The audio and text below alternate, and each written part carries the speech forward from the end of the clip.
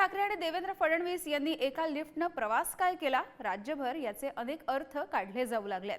कुणाला 2019 मधल्या बंद खोलीमध्ये झालेल्या भेटीची आठवण झाली आहे, तर कुणाला महाराष्ट्राची राजकीय संस्कृती आठवली आहे, तर स्वतः उद्धव ठाकरेंना गुप्त बैठकांसाठी एक नवी कल्पना या निमित्तानं सुचली आहे। बघूयात आमचा खास रिपोर्ट हलक्यात घ्या।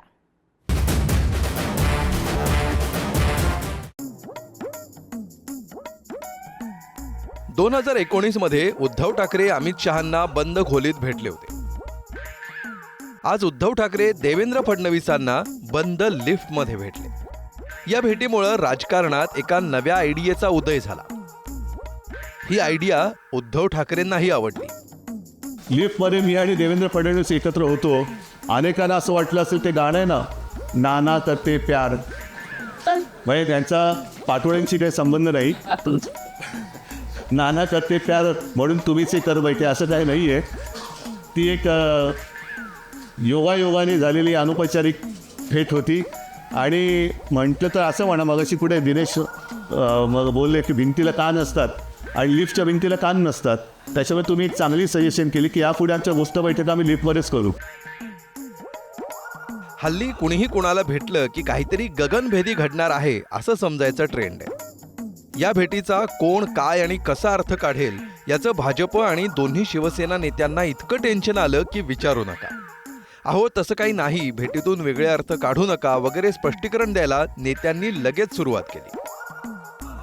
देवेंद्र फडणवीस आणि उद्धव ठाकरे नाही, आता हे बघा, हे विधान भवनमध्ये विधानसभेतलं कामकाज संपवून वरच्या मजल्यावरती विधान परिषदेमध्ये जाताना माननीय आमदार महोदयांना आणि मंत्री महोदयांना एकच लिफ्ट आहे आणि विधान परिषदेचं कामकाज 12 वाजता सुरू होणार होतं। एकाच वेळी कदाचित दोन्ही नेते त्या लिफ्ट जवळ आले असतील, त्यामुळे हा योगायोग आहे।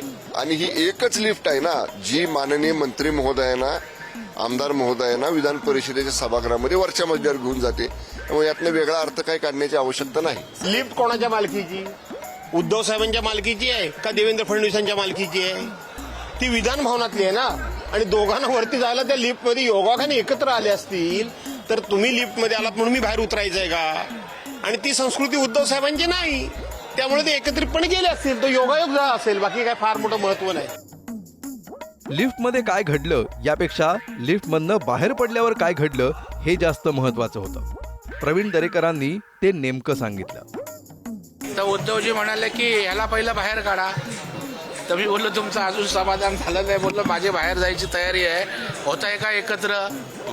बोलता तसं करा। तर त्यानंतर थोडासा हास्य विनोद झाला, आम्ही लिफ्टमधनं बाहेर आलो, पण उद्धवजी विरोधी दिशेला गेले, आम्ही सत्तेच्या दिशेला गेलो। म्हणजे त्यांची मानसिकता विरोधी पक्षातच राहायची आहे, सत्तेच्या दिशेला ते आले नाहीत। त्याच्यामुळे आमचे दोघांचे दोन वेगळे मार्ग लिफ्टमधनं आल्यानंतर त्या ठिकाणी दिसून आले। मुख्यमंत्र्यांनी सुद्धा मग लिफ्ट या शब्दावरनं शक्य तितक्या कोट्या करत ही घटना अतिशय सामान्य आणि किरकोळ असल्याचा भास निर्माण केला। कोणी लिफ्ट मागितली तरी ते 6व्या मजल्यापर्यंत ती लिफ्ट काय पोचू शकणार नाही। आणि 2 वर्षापूर्वी त्यांनी लिफ्ट शिफ्ट केल्यामुळे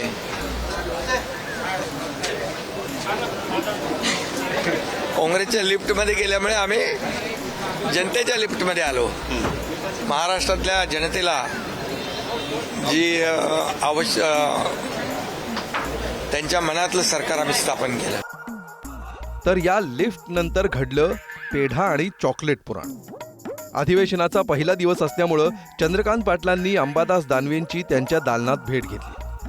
त्यावेळी तिथं उद्धव ठाकरेही होते। सुरुवातीला चंद्रकांत दादांनी दानवेंना पुष्पगुच्छ दिला, मग दानवेंनी चंद्रकांत दादांना पेढा दिला। त्यानंतर चंद्रकांत दादांनी उद्धव ठाकरेंना एक भलं मोठं चॉकलेट दिलं आणि आपल्याकडचा पेढा अनिल परबांना दिला। विधान परिषद निवडणुकीच्या निकालाआधीच अनिल परबांना भरवलेला पेढा हा शुभेच्छांचा की ॲडव्हान्स अभिनंदनाचा याचीही चर्चा जोरदार सुरू झाली। या चर्चेला उत्तर देताना चंद्रकांत दादांच्या चेहऱ्यावरचं हसू अजिबात लपत नव्हतं। उद्धव ठाकरे पत्रकार परिषदेत म्हटले की चॉकलेट तुम्ही देताय, फक्त गाजर आम्हाला देऊ नका। तो उद्धवजींचा असा कोट्या करण्याचा स्वभाव आहे, आणि त्याच्यामध्ये आता मी त्यांची स्तुती कोट्याधीश, केली कोट्याधीश. आता मी त्यांची स्तुती केली तर दिवसभर ते चालवाल. मी असं म्हणेन की उद्धवजींचा स्वभाव आहे कोट्या करण्याचा, त्यांच्या मनात काही नसतं. अहमददाजींना मित्रांना नाही दिलं पाहिजे. कॅडबरी दोघांना दिली. तेवढ्यात अहमददाजींनी मी कॅडबरी दिल्यामुळे पेढे दिले. मग मी शुगर पेशंट असल्यामुळे तो पेढा नेहमी वाटतो. जवळ अनिल परब होते त्यांनाही पेढा दिला. त्यांनी ऍडव्हान्स मध्ये शुभेच्छा तुम्ही दिल्या. त्यांना कसल्या शुभेच्छा? कोणाला? अनिल परब मी त्यांना पेढा दिला आणि पेढा देण्याच्या म्हणून असं म्हटलं की अधिवेशनाच्या शुभेच्छा. अधिवेशनाच्या शुभेच्छा आपण सगळ्यांना एकमेकांना देतो. आता आगामी निवडणुकीत कोण कोणाला चॉकलेट देणार आणि कोण येडा बनून पेढा खाणार याची सगळ्यांनाच उत्सुकता आहे. शिवाय येत्या निवडणुकीत सगळे आपापल्या नव्या लिफ्टमध्येच राहणार की जुन्या लिफ्टकडे परतणार याचीही तितकीच उत्सुकता आहे.